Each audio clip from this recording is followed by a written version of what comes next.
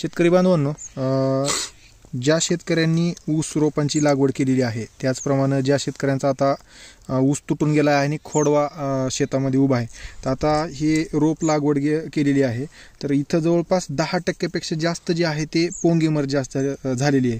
तर ही पोंगेमर कशामुळे होते तुम्ही पाहू शकता.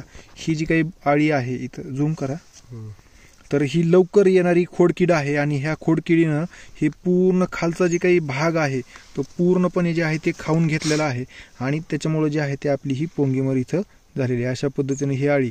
तर ह्या आळीच्या व्यवस्थापनाच्या अनुषंगानं आता इथून पुढे जसं जसं उन्हाचा प्रकोप वाढत जाईल, उष्णता जशी जशी वाढत जाईल तसतशी ह्या किडीचा जे आहे ते प्रादुर्भाव मोठ्या प्रमाणामध्ये होऊन आपल्या पिकामध्ये पोंगेमराचं प्रमाण जे आहे ते वाढण्यास जे आहे ते आता सुरुवात होणार आहे. तर बरेचसे शेतकऱ्यांना असं हे होतं आहे की उन्हाचा कडाका वाढल्यामुळे हे होईल किंवा पाणी कमी होईल अशा त्याच्यामुळे हे होईल असं नाही आहे. तर या ठिकाणी जे आहे ते या लवकर येणाऱ्या खोडकिडीचा अर्ली शूट बोरर आपण त्याला म्हणतो, तर ह्याचा प्रादुर्भाव जो आहे तो इथं झाल्यामुळे ह्या आळीनं हे सगळं खालचा गाभा जो आहे तो खाल्ल्यामुळं हा प्रादुर्भाव होतो. ही आळी पुढे चालून मोठी होती.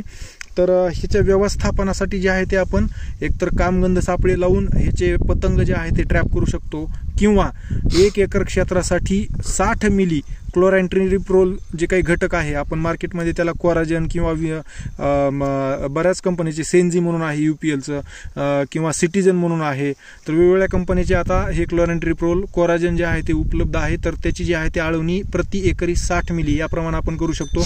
जे शेतकरी खत टाकणार आहेत दाणेदार, तर त्याच्यामध्ये हेच क्लोरॅन्ट्रिनिप्रोल ग्रॅन्युलर स्वरूपात भेटतंय. तर विस्तारा नावानं किंवा फर्टेरा नावानं किंवा सेन्झी नावानं ते भेटतंय. तर एकरी किमान 4 किलो जे आहे ते आपण जे काही खत टाकणार आहे 10-20 असेल किंवा DAP असेल, तर त्याच्यामध्येच हे सुद्धा ग्रॅन्युलर दाणेदार कीटकनाशक जे आहे ते आपण टाकावं आणि पेरणी करावी. त्या माध्यमातून ह्या आळीचं जे आहे ते व्यवस्थापन तिथं होणार आहे.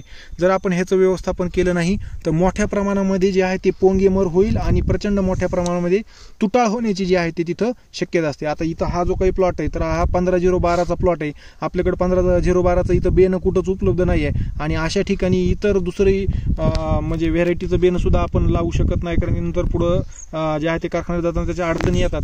तर त्याच्यामुळं आपण ही काळजी घेणं गरजेचं आहे की ह्या किडीचं जे आहे ते व्यवस्थापन करणं गरजेचं आहे. आणि शक्यतो अशा ह्याच्यामध्ये जर तुटाळ जास्त झाली असेल तर एक सरीच पूर्ण जे आहे ते पलीकडची काढणे आणि ती सरी पूर्ण हे करून तिकडचे रोपं जे आहे ते इथं रिप्लेस करणं हा एकमेव पर्याय इथं आहे. इतर व्हरायटी जी आहे ती लागवड आपण इथं टाळणं गरजेचं आहे.